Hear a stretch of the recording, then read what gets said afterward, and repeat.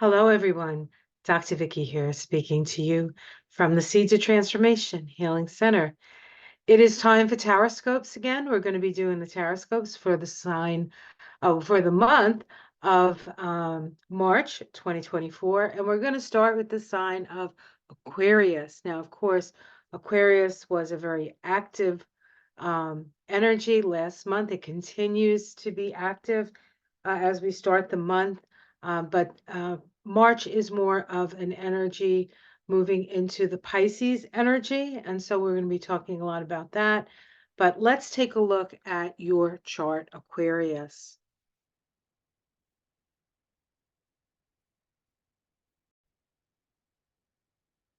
All right. So as we know, Aquarius is a fixed air sign. Your mantra is I know. And your ruling planets are Saturn and Uranus. This, of course, is the chart for Aquarius for the entire year of 2024. Just as a reminder, 2024 is an 8 vibration, universal year vibration of 8. 8 is associated with the strength card in the tarot, and the strength card is associated with the sign of Leo. So relationships this year become very, very important. The awareness of relationships and the maintenance of relationships. So if we start with the first week of March, we see that the sun starts the month with a lovely waning sextile to Jupiter. Now, at the beginning of the month, the sun in Pisces makes a trine to Jupiter in Taurus. This is your second and fourth house for Aquarius. And so this particular sextile opens the lines of communication. This may be an opportunity for you to share what you value with people in your family.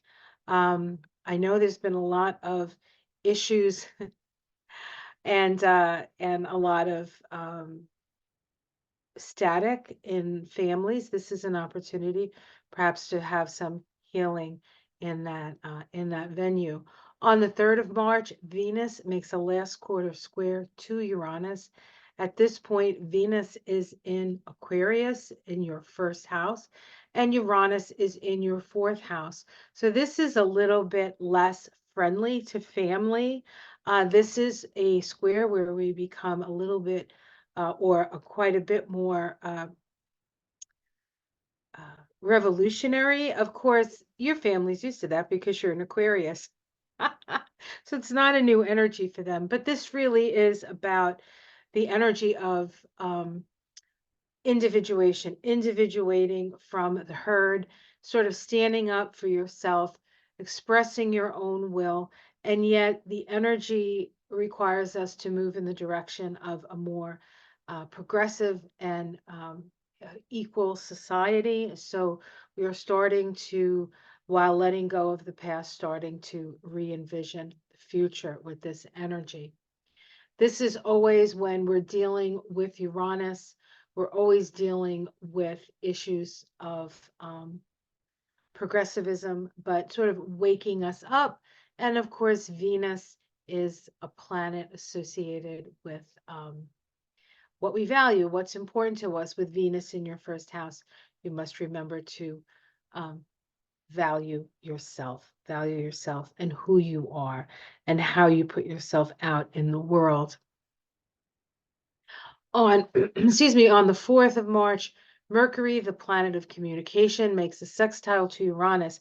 Now, Mercury and Uranus have a special relationship because Uranus is the higher octave of Mercury. So both Uranus and Mercury work on sort of more of a mental energy. And yet Mercury here is in the sign of Pisces and Uranus is in the sign of Taurus. So while this is very much the nature of the sextile is more mental in nature, actually very Aquarian in nature. The issues that we're dealing with are pretty much kitchen table issues, dealing with our ability to take care of ourselves, have our needs met, and have the needs met of those people who are perhaps not in a position to take care of their own needs. So this really sort of imbues us not just with a revolutionary spirit, but with a compassionate heart. On the 8th of March, Mercury, the planet of communication, makes its conjunction to Neptune. Now, Neptune is the planet most closely connected to source energy. And when Mercury conjoins at 27 degrees of Pisces at this time, we really are connecting with spirit. And so we need to keep our ears open for that, for the promptings of spirit. On the 9th of March, Mars follows Venus by making a last quarter square to Uranus. Now, Venus square Uranus has its revolutionary quality and its crisis producing quality. But Mars has all those things as well, but we're dealing with Mars. So this is a time when things can get a little hairy. Mars square Uranus can be actions to free ourselves from something. It can be revolutionary in nature. Mars, of course, is still in Aquarius, so the action taken is more of a collective action. So we can see protests in at this time. They can be violent. So just be aware that this is an erratic energy.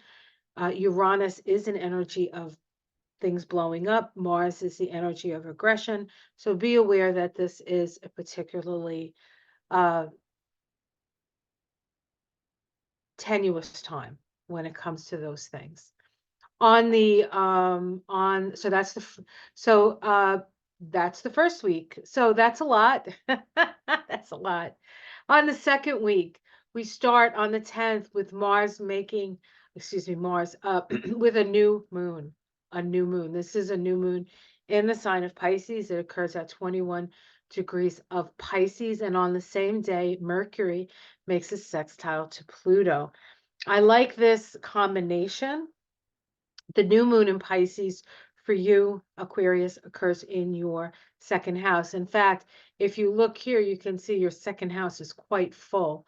All the planets that started the month in Pisces, then the planets that shift into Pisces are sort of going to be crowding that second house. Second house is what you value and what's important to you. And Pisces is a very compassionate place. So compassion is an important aspect to your personality. And yet most people don't think, oh, Aquarius, passion. I mean, compassion. But in point of fact, you're very compassionate. It's just that Aquarius tends to work through a more mental energy. So it's not always particularly recognized as compassion right off the bat. But this month is full of compassion for you. And of course, it's the second house. So the first person in line for compassion needs to be yourself. And once your cup is filled, as it were, then you could move on to the rest of the world, which you definitely, undoubtedly will do. 21 degrees of Pisces. Okay, Mercury waning sextile to Pluto. This is an opportunity for progressive thinking. Progressive thinking. Pluto, of course, is transformational. So some minds could change about certain things in relationship to humanitarian endeavor, which of course is going to make you feel good because you are the humanitarian of the zodiac. On March 11th, Venus, the planet of love, moves out of your house, out of your sign, excuse me, out of your first house, moving into the second house as it moves into Pisces. Now, it's going to join the Sun and Mercury and Saturn and Neptune, which are all in Pisces. Venus has a special relationship in Pisces because it's exalted in Pisces. It expresses its higher vibrational sensibilities in Pisces. And the highest expression of love, which Venus is the planet of love, is compassion. And so this is a powerful time for healing. It's a powerful time for compassion, again, for yourself and then for others. It may seem like it's counterintuitive. Aren't you supposed to care about others?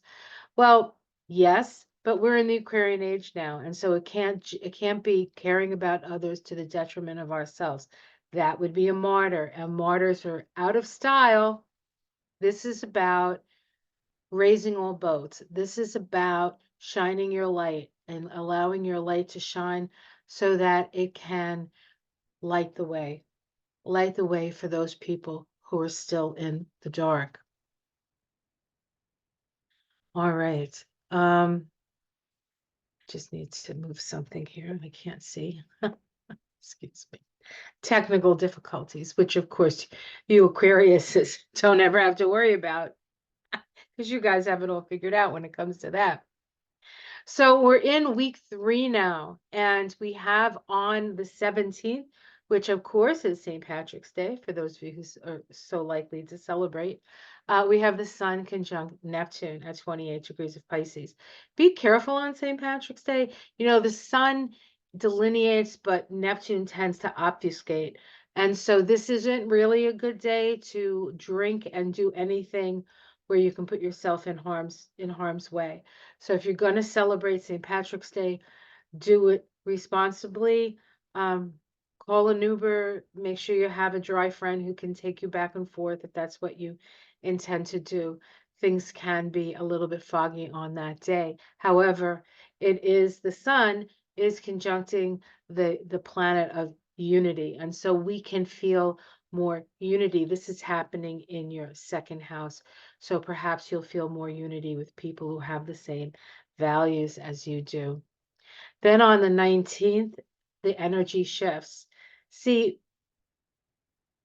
March is an interesting month because it starts with all this sort of Piscean, sort of like in the great cosmic sea energy.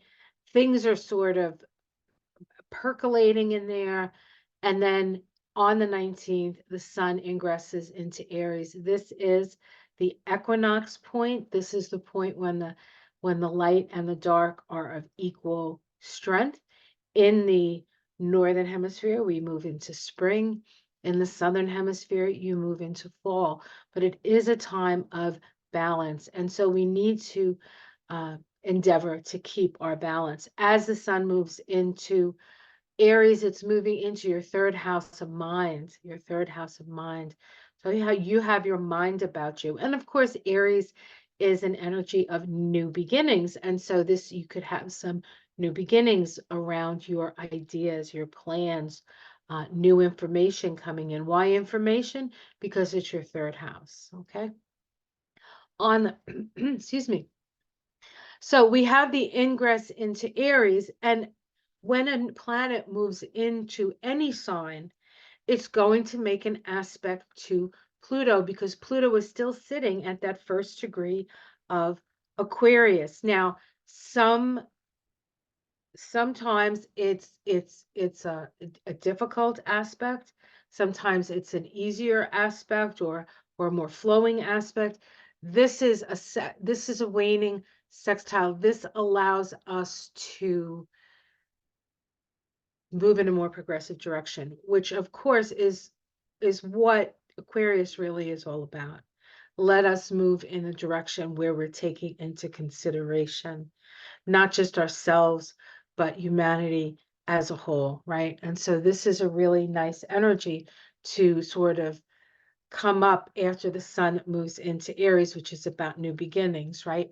And then on the same day that we have the Sun making the sextile to Pluto, we have Venus conjunct Saturn. Now, last month, the last week of last month, we had a Pisces palooza with the Sun and Mercury conjoining in Pisces at 10 degrees, and then the Sun and Saturn conjoining, Saturn and Mercury joining at 10 degrees, and then the Sun and Saturn conjoining at 10 degrees. So we started a lot of cycles at that time. And here's another cycle to start, only this one is starting in March, and it is Venus in Pisces. Now remember, Venus is exalted in Pisces. This occurs at 13 degrees of Pisces. We will look at that.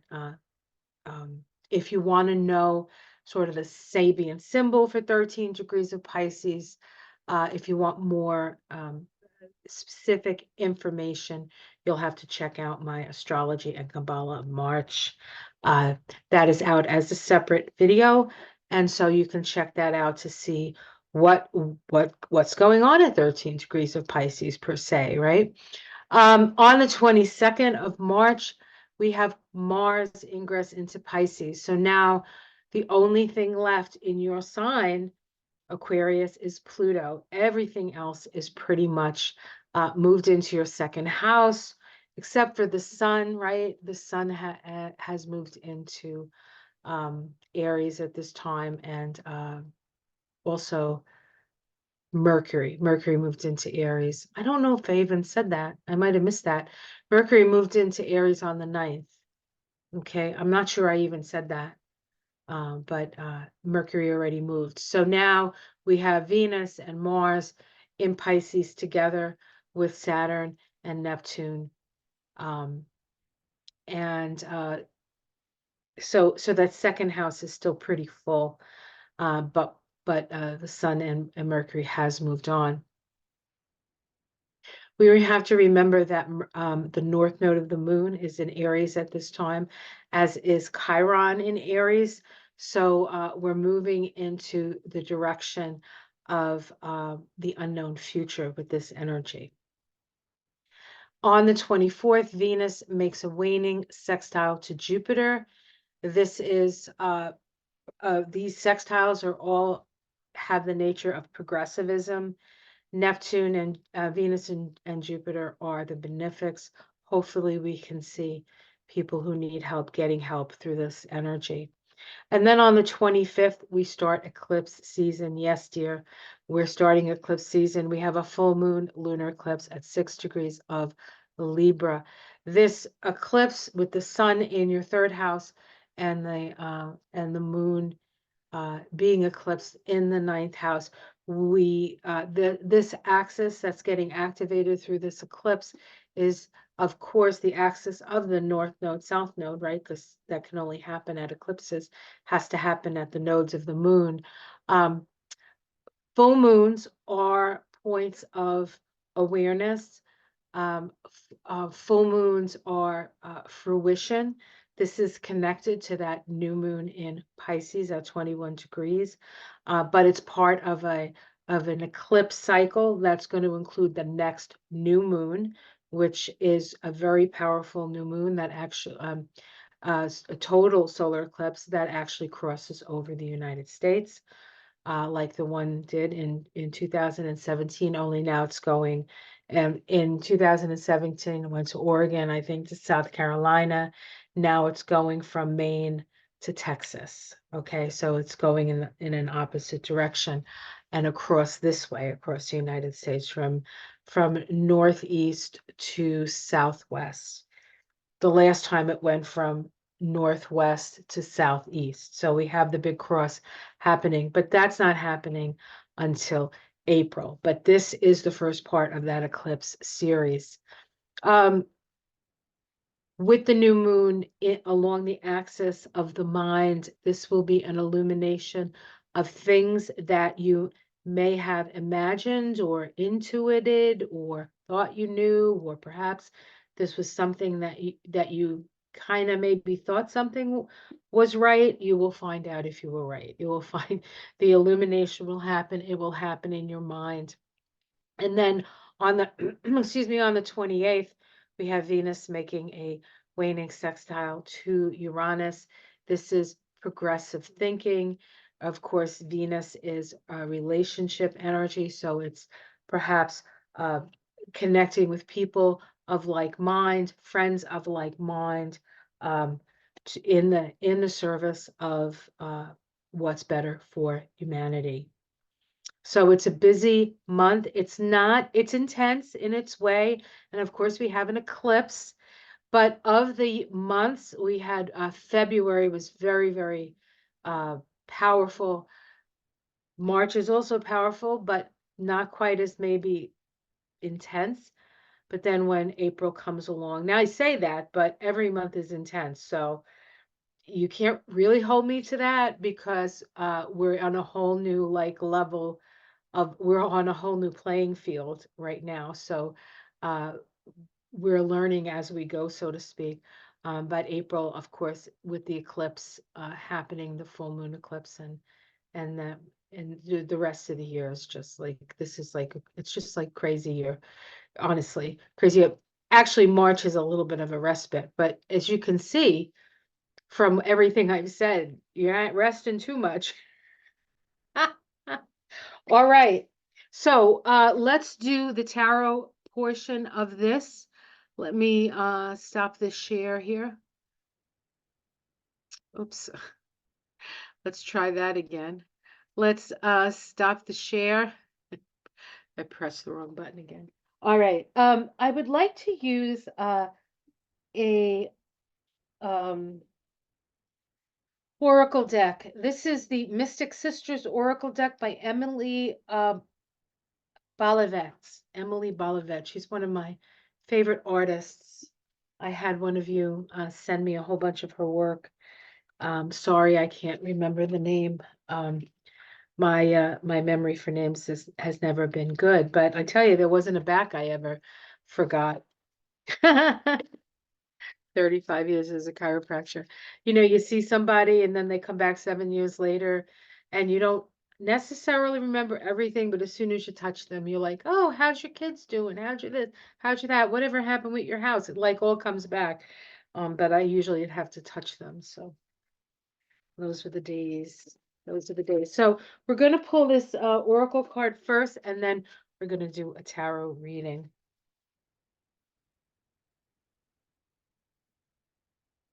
All right. Let me try to do it this way. Oops.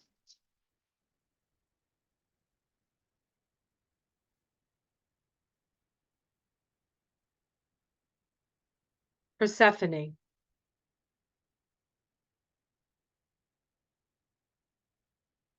This is the queen of the underworld. I'm going to read from the book.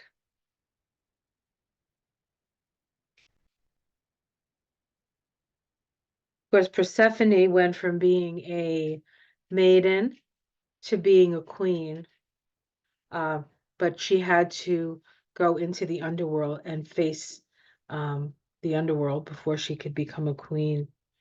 So the key words are resilience, adjustments, and faith. So I'll hold this up as I read it. It's just such a beautiful card. I mean, she does such beautiful work.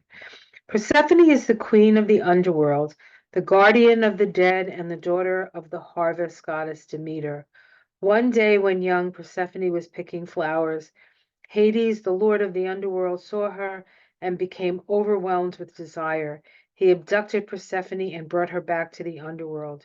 He then offered her a pomegranate. Having eaten the fruit of the dead, she became bound to him forever. She would ever after rule over the underworld for 3 winter months of the year, and would return in the spring to be with Demeter. Persephone symbolizes the unconscious and hidden reality that is full of riches and promises. She reminds us that our resilience in the face of a challenge, her message is to trust that you have the resources within to make the most of any situation if you allow yourself to access them.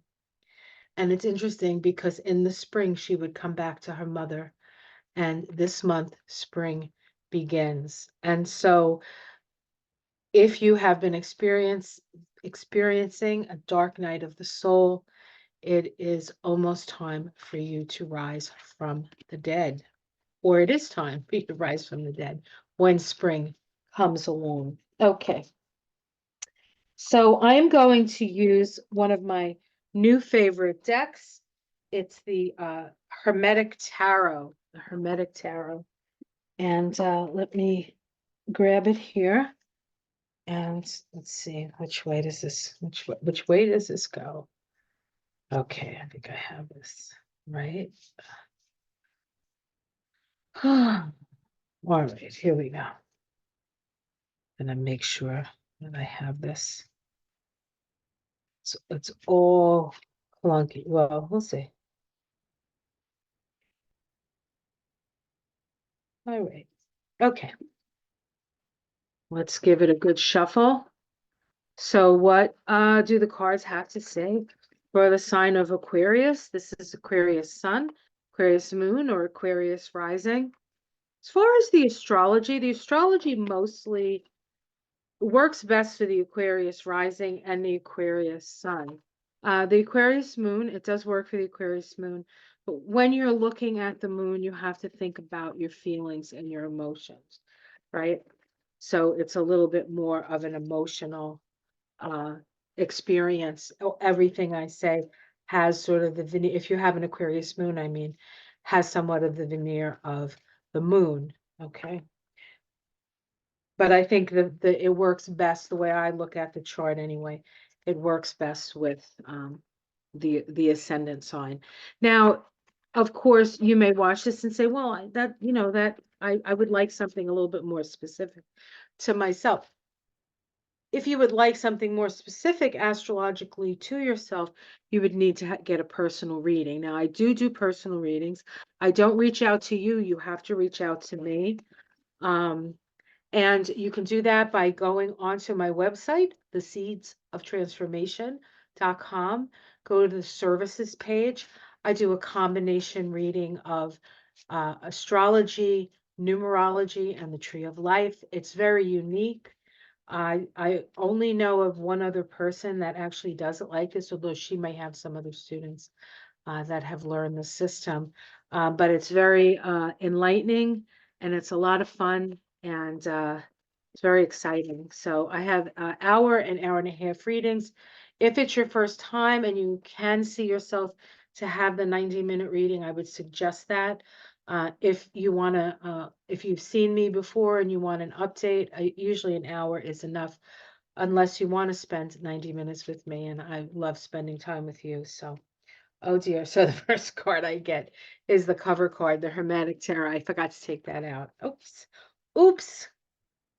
Okay, so we start with the Eight of Cups. The Eight of Cups here. Okay, this is the Lord of Abandoned Success. So there's something that as you start, and it is Saturn in Pisces, guys. Remember, Saturn is in Pisces. Saturn doesn't move into Aries until 2026. Although it might move in and out. I have to check that, but it really doesn't get into Aries and really start its work in Aries until 2026. As an opening card, there's something that you've put a lot of effort into that no longer satisfies you. It doesn't feed your soul, okay? Life is too short not to have your soul fed, right? So this is the position that you're in. This card can also have a connection to a feeling of abandonment. Now, you could be thinking that you're abandoning the team because you no longer want to do something, or you could feel abandoned. And maybe you're part of a team and somebody else says, you know, this isn't fulfilling me anymore, and they walk away. Let's see the challenge to that. The Four of Swords, the Four of Swords. This is about rest. It's about rest. This says the Lord of rest from strife. Okay. And so the challenge here is for you to take the time to figure out what it is about the situation that you're in that is no longer fulfilling. The Eight of Cups is cups, so it's about feelings, it's about emotions. And so I think maybe you need some rest. You need to how do you find that mental balance through this sort of very emotionally um, um, ambivalent time. There's an ambivalence to the Eight of Cups, and I'm not sure that you are comfortable with ambivalence. Okay, underneath it all is wanting to move forward. The Knight of Wands, the Knight of Wands, the Lord Flame and Lightning. The Knight of Wands. So you want to move. That's the issue. You feel stuck emotionally. You might even feel like you can't get out of it. Maybe you made a commitment to something. All right, let's continue and see what else is brewing here. In the past, we have the Ace of Cups. So it whatever this was did probably fulfill you in the past, or you experienced some happiness and fulfillment in the past. A lovely card to have anywhere in the past, anywhere it's in the past. In the sky, we have the Two of Pentacles. This is a balancing card. It's a cause and effect card. There's this sense of sort of doing this with this card, and of course it's concerning because we're dealing with pentacles. It's always concerning um, balancing the books, so to speak. So there could be you want to move forward, you want to move on, but spirit is reminding you that if you do that, you have to make sure that you're balancing the books, that you can financially either afford to do that, or that the Knight of Wands isn't the most patient of knights, okay? Not the most impatient of knights, but pretty impatient in general. And so you may want to start things, move things forward quickly. Spirit is saying, check the books first. Check the books. Make sure that you can do it. Let's see what the immediate future says. The Six of Cups, the Sun in Scorpio, the Lord of Pleasure. There's a nostalgia around this card. This can be a card of family get-togethers. It's not a bad card. It's actually a lovely card. Let's continue. How it's seen from outside. Some people think you're being foolish. Got the Fool here. And some people think that you're taking that leap of faith. Let's see how your domestic situation feels about this. The Ten of Wands, you're not feeling it, you're oppressed. This is oppression. This is not a fun card. This is oppression. This is a lot of responsibility. You feel like you have more responsibility at home maybe than is fair. Than is fair. Than is necessary. Hopes and fears. The Empress. The Empress. You want abundance. You're hoping for abundance. That's the feminine energy, nurturance, abundance. And we have justice as the outcome. Whatever it is that has you in such a state, maybe emotionally unfulfilled, mentally sort of stuck in your own head, wanting to move forward on a spiritual path, the universe saying, whoa, whoa, whoa, whoa, think about the resources, make sure that you balance things, balance things, balance things. Um, it's this energy of um, it's great wanting to break free, and feeling like oppressed and wanting to break free. Now, it's interesting because the Persephone card really sort of spoke to that, right?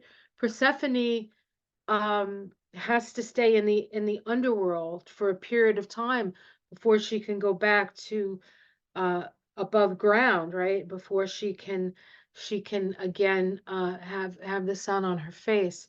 So what this is saying to me is that in the end, uh, the scales will be balanced, right? We have justice as the outcome here, and things have to balance out, I think, before you can move out. Okay, we have the Three of Cups, which is friendship and happiness and celebration. The Princess of Swords. Um, this is the Princess, well, the Princess of Swords can be a number of things, and you can decide which one applies to you. It can be somebody who you have to watch. You know what I mean? Like it could be a spy in the camp, um, or it could be somebody who's the truth teller. And then we have the Magnus of Power. So really what these cards are intimating to me is that you're almost there. You're almost at the point where the you can move on. But this month is a little bit of an exercise in trying to balance and be grateful for, even if it's not the most comfortable of situations, sort of be grateful for where you are, and yet know that it's almost time for you to sort of break free, break out. But this process that you're going through is simply a balancing of the scales. There are some things that need to be balanced. So that's what the cards say to me. So hopefully this reading will resonate with you. If it doesn't resonate now, it could resonate at the end of the month. I am going to timestamp this so you can go right to the reading again if you want to recheck it, or the astrology will be at the beginning if that's the thing you want to look at again. But yeah, just have patience. It's not your strong suit. Excuse me, let me see if I can fix this. This is bothering me. Yeah, that's better. You're not generally an impatient kind of sign. And usually the emotional stuff doesn't get you the way the emotional stuff is getting you this month. So know that maybe it's a little out of character, the emotionality, but um, it's almost time. The time is almost now, and have patience, have compassion for yourself, do what you need to do. The pressure and the oppression will pass by the end of the month. And I think the beginning of spring is going to be a significant time. When we have the balance of the light and the dark, that will be the time when you can move forward. So I'd say probably wait until the sun moves into Aries before you really take that leap of faith. You can take it, but you have to wait a little, okay? All right, that's what I say. All right, guys, have yourself a great month. Like and subscribe. If you would like to support my work, I do have a Patreon page. The links are below for that. If you would like to have a reading, the links are below for that as well. And right now, I have a Kabbalah class running, and I have a beginner's astrology class. I will be doing second part of the beginner's astrology, and I will be doing a second part of the Kabbalah class. If you are somebody who's taken my first Kabbalah class and you would like to continue with that, you can join us, but you have to take the first one first. Um, Otherwise, I'm going to be starting another series of beginners Kabbalah in May. I will keep you posted on that. In fact, I will list that on my website, and if you want to get in the queue and sort of and get your seat for that, um, you can do that now, actually, but it will not start until May. So until then, until next month, have yourself a great month, and namaste.